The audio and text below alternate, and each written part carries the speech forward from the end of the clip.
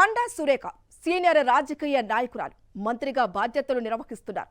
పలువురికి ఆదర్శంగా ఉండాల్సిన ఆమె మతిపోయి గతి తప్పి ఆధారాలేని విమర్శలు చేశారు.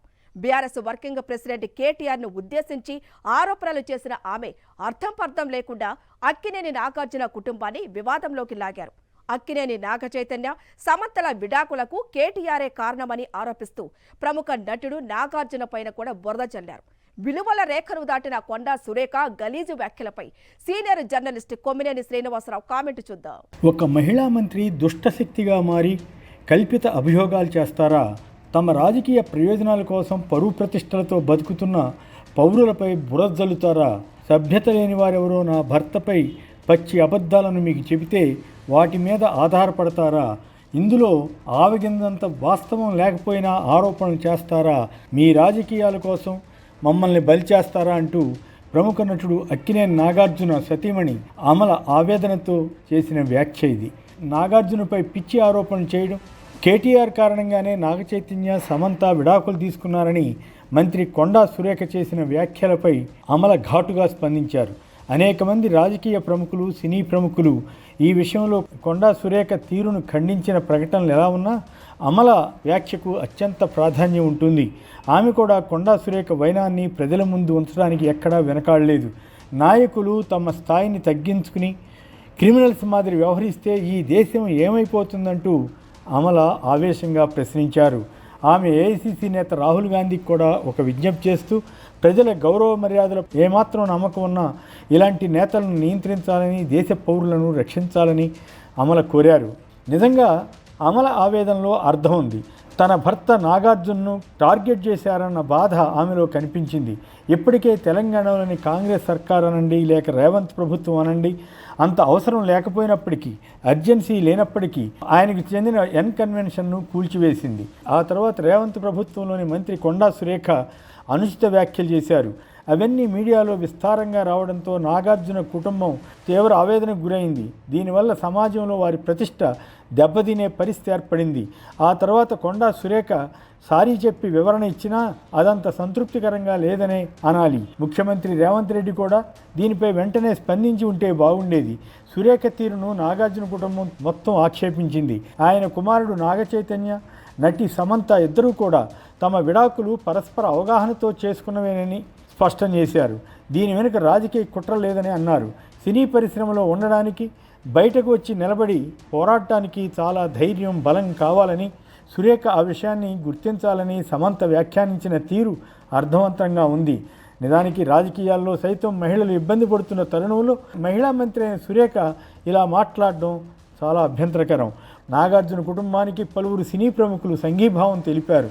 వారిలో కొందరు ఘాటైన వ్యాఖ్యలు కూడా చేశారు. ప్రకాష్ రాజ్ లాంటి వారు ఏమిటి సిగ్గులేని రాజకీయాలు, సినిమాల్లో నటించే ఆడవాళ్ళంటే చిన్నచూపా అని ప్రశ్నించారు. జూనియర్ ఎన్టీఆర్ అయితే సినీ పరిశ్రమలోని వారిపై నిరాధార ఆరోపణలు చేస్తే చూస్తూ ఊరుకోజాలమని హెచ్చరించారు.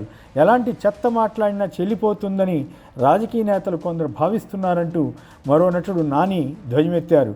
బీఆర్ఎస్ వర్కింగ్ అధ్యక్షుడు కేటీఆర్పై కోపంతో సురేఖ ఇలాంటి దారుణమైన వ్యాఖ్యలు చేయడం ద్వారా ఒక ప్రతిష్ట కలిగిన కుటుంబాన్ని రోడ్డుపైకి తీసుకొచ్చినట్లయింది. పైగా సమంత మనస్తాపానికి గురైతే అంటూ ముక్తాయించి వ్యాఖ్యలను ఉపసంహరించుకుంటానడంలో కూడా మంత్రి సురేఖలో ఖచ్చితంగా అధికార అహంకారం కనిపిస్తోంది. ఆమె బేషరతుగా బహిరంగ క్షమాపణలు కోరి ఉండాల్సింది. ఎన్నికల సమయంలో సినీ నటుల ప్రచారాన్ని నేతలు కోరుకుంటుంటారు. కొందరు సినీ ప్రముఖులు రాజకీయాల్లో కూడా రాణించారు. కానీ ఒక సినిమా స్టార్పై ఈ రకమైన నీచ వ్యాఖ్య చేయటం మాత్రం ఇదే తొలిసారి అని చెప్పాలి. అర్థం లేని ఆరోపణలు చేయడం ద్వారా ఆమె నాగార్జున కుటుంబానికి, సమంతకు తీరని నష్టం చేశారు. సినీ పరిశ్రమకు అక్కినేని నాగేశ్వరరావు కానీ, ఆయన కుమారుడు నాగార్జున కానీ ఎనలేని సేవలు అందించిన విషయం మర్చిపోకూడదు. కొండా సురేఖ విషయానికి వస్తే ఆమె దుందుడుగ్గా మాట్లాడడం కొత్త కాదు. ఆమె కాంగ్రెస్, వైఎస్ఆర్ కాంగ్రెస్, టీఆర్ఎస్లో ఉండి మళ్ళీ కాంగ్రెస్ పార్టీలో చేరి మంత్రి అయ్యారు. వైఎస్ఆర్ టైంలో కూడా మంత్రిగా ఉన్నారు. అప్పటి పరిణామాల్లో జగన్కు మద్దతిచ్చి రోసయ్య ప్రభుత్వంపై అనవసరమైన కొన్ని వ్యాఖ్యలు చేసి మంత్రి పదవి పోగొట్టుకున్నారు. ఆ తర్వాత కాలంలో వైసీపీకి దూరమై జగన్పై అభ్యంతరకరమైన రీతిలో మాట్లాడారు. అలాగే కేసీఆర్ను ఉద్దేశించి కూడా ఆమె తీవ్రమైన భాష ప్రయోగించారు.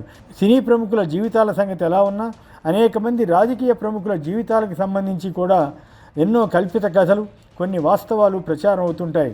వాటన్నిటినీ పరిగణలో తీసుకుంటే చాలామంది నేతలు రాజకీయాలకు అర్హులే కాకుండా పోతారు. ఆమెపై బీఆర్ఎస్ వారు కానీ మరెవరో చేసిన ట్రోలింగ్స్ను సమర్థించజాలం. బీజేపీ ఎంపీ రఘునందన్ ఆమెకు నూలుదండ వేస్తే పిచ్చి వాళ్ళు కొందరు ఆక్షేపణీయ పోస్టింగులు పెట్టారట. దానిపై కేటీఆర్ స్పందించిన తీరు కూడా బాగోలేదు. ఆమెను ఉద్దేశించి దొంగ ఏడుపులని అనడం పద్ధతిగా లేదు. తదుపరి సురేఖ మరింత జుగుప్సాకరంగా అక్కినేని నాగార్జున కుటుంబాన్ని వాళ్ల రొంపిలోకి లాగడం ఏమాత్రం సభ్యత కాదు. నిజానికి ఇంత తీవ్రమైన అనుచిత వ్యాఖ్యలు చేసిన సురేఖ మంత్రి పదవిలో కొనసాగడానికి అర్హులవుతారా కాదా అనేది ఆలోచించుకోవాలి.